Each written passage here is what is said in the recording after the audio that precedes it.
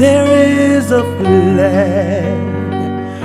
Red, My name is white, Dorothy Marie Tyler, formerly a Davis before I married, and I enlisted in California in 1943.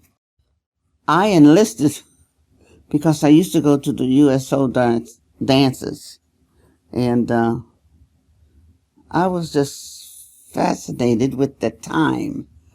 Pearl Harbor was a sneaky trip, but I wasn't interested in the war, but I wanted to serve. I've always been an American, so that was my main concern, that I belonged in the service because I had to volunteer. At the time, prejudice and segregation was very strong, and I just didn't understand why so much hurt was being displayed towards blacks. But me not being a Southerner, I didn't have to suffer the way some of them did. I was born in Pittsburgh, Pennsylvania, and I was just a normal person, going to school and accepting things as they were. I was a good welder, and I had worked on ships and Where did you learn to weld? in Ambridge, Pennsylvania. Before the war, before I went to California, that's what I was into, welding, and I liked it. Was it unusual for women to be welders in that day? No, they were all over the country working on the railroad tracks and everywhere. The women have really taken a front, especially during the war, working in the shipyards where they made everything, in the factories. I mean, women have always played a part. We just weren't allowed to step up front, as I can do now. I happened to get a job with Joan Fontaine, the movie actress. I was her personal maid for a little while. And I enlisted from her residence employment. I went in 44 and was discharged in 46.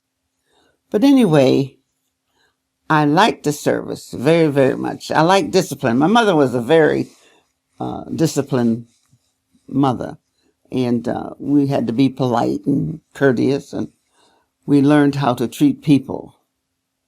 And she passed at the age of 52 when I was going to be 13.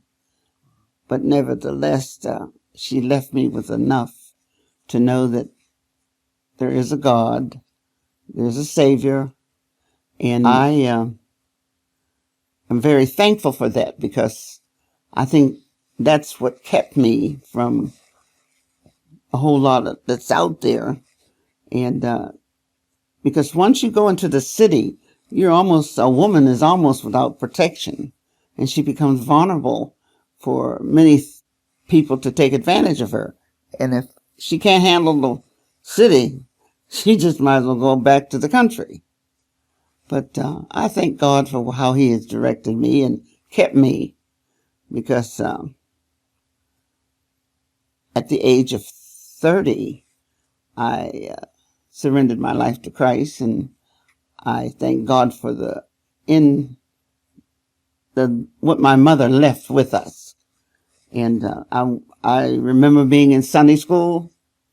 I remember going to church, and when I left and went to California, it sort of got on the back burner for a while, but it caught up with me. Why did I choose the Army? Well, my brothers were in the Army service, and I was in the service. I had good jobs when I was there. The commandant of the post, I escorted him every day, and the officer of the prisoners, I escorted him. I was in the motor pool, And that's where I enjoyed being out, and I was free to drive and to get the air. I didn't have to sit behind no desk or anything, which that wasn't my taste. When I enlisted in California, they sent me up to Des Moines, Iowa, and I was there for a while in receiving. And as I said before, I was Joan Fontaine's personal maid, and I had left her employment to go into the service. And she visited WWII area. I have pictures of that. And nobody had to work that day, which was an ace in my cap, because nobody had to go to work that day, because she was the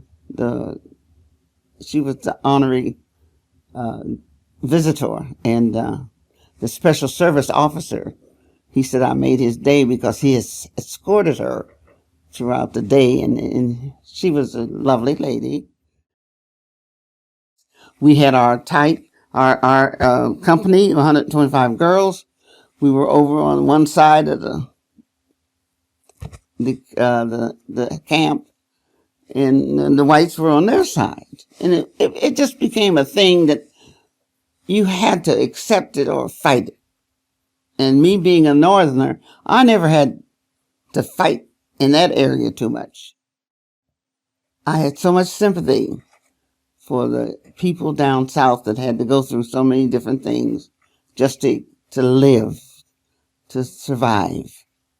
And I didn't have that to go through. Well, was segregation strange to you because you came from the North and then you're in the service? I didn't, I say, embrace the situation the way some other people might have, but I was so glad that I wasn't down south into the mainstream of it, because the people were treated so bad. And I'd hear different stories, how if those that were up north would visit, some of the things that they had to take before they left the South. Now, it isn't that way with all the area of the South, but with the most, because some people have their station of life, and they don't have to go through a lot of stuff that others do. But the average black man, I often felt very sorry for him, because he was the one that was taking the blunt of segregation. Out there in the workforce, he was kept back because he wasn't white. And it was just something to remember, and we want to forget how we were treated. Did you make any good friends when you were in the service?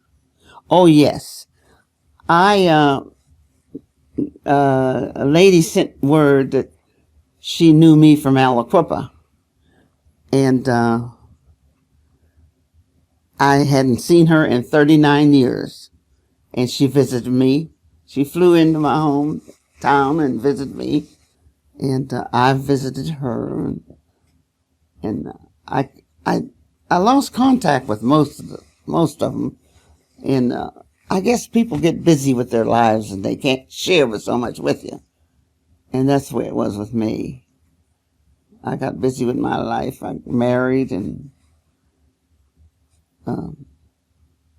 had a couple children, and I married at the age of 25, so I was busy. Your husband is also a World War II veteran. Yes, he is. Was, but he's deceased. He passed in 2004. We did get to celebrate a 50th wedding anniversary. Wow. And can you tell me what you remember about his experiences? Oh, my husband was a very fair complexion man. And they worried him about coming over on their side, the whites, the Caucasian. He was just that fair. He had some trouble with that, because he didn't want to go over the other side. because he'd hear them actually talking about the blacks, and that wasn't very nice to have to go through that, but he did. And he was a very quiet man. What did he do in the service? I'd have to think that out. I don't even remember discussing his duties in the service. Do you remember where he was stationed? Well, we married after he come out of the service. So we've never discussed that. There was so much hatred, I think, in him about the service. You know, men just don't take things the way women do. We let things bypass us and try to ignore them and just tolerate the situation, but not the men. The men get together and they talk, and they didn't like what was going on and what was happening. And I did feel sorry for them. I had quite a terrible accident in the service. Our company would, being in the motor pool, we would drive tugs loaded with supplies and stuff. That was one of my jobs in the service. Wasn't in it too long. But anyway, going back and forward to the warehouses, taking the supplies and cargo and stuff, there were potholes in the ground, on the dirt, and as you would run over them, you'd bounce and bounce, and most of the girls quit, but I seemed to be a toughie, and I held out with it a little while, and but I woke up one morning and couldn't get out of bed, my back, and I stayed on the camp on sick leave right there in the service 21 days, and then they decided to put me in the hospital. And they gave me a little therapy and did a little whatever they thought they could do. And What actually happened to you? bumping on those potholes. It hurt your... Yes. It dislocated my third, fourth, and fifth vertebrae was out of line. And messing with the back is very serious. I wanted out so fast. You know, when the war was over, people wanted to go home. You know, it was just something that was part of you. You wanted to reconnect yourself to what you interrupted. And when you go into the service, that's just a new life. And you've interrupted the other one and other part of your life, and you want to pick up where you left off. Did you want to come back to Pennsylvania? I did and I didn't. I did and I didn't. Because I was interested in some fellow that was in Cleveland. And I thought, why go back to California? That's too far from Aliquippa. So I said, I better go back to Pennsylvania.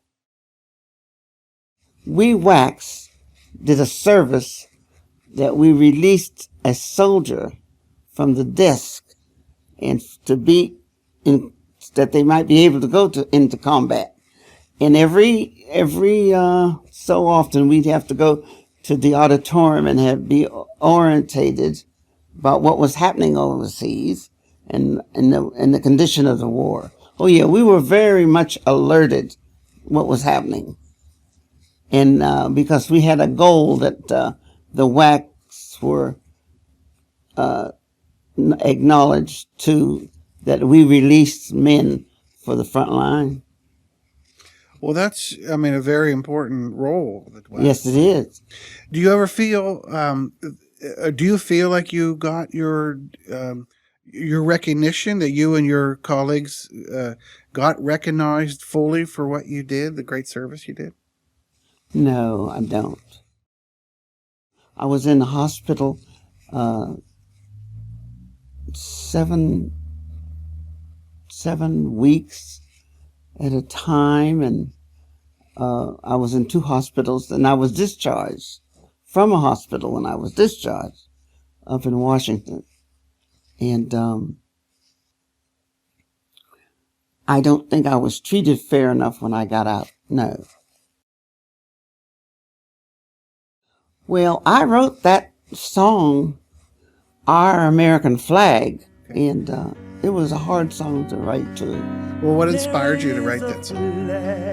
Music. I like music, and I've always thought I always tried to compose music and poetry. Well, it's a patriotic song. Yeah. So you were inspired to write something patriotic. Now, did that come from your service days? Or? Perhaps it did, because, as I said before, I just love my country. Do you think World War II was necessary? Yes. Why? Well, this country, as I wrote my song, we help other nations. And being an ally, you have to protect what you done put yourself out there too. And that's what we did. You know, we won the war with England's help and our allies, and it was necessary, because you look around and it's just like the Bible, somebody done took your territory, and then you wonder what happened, but it was necessary. Oh, yes.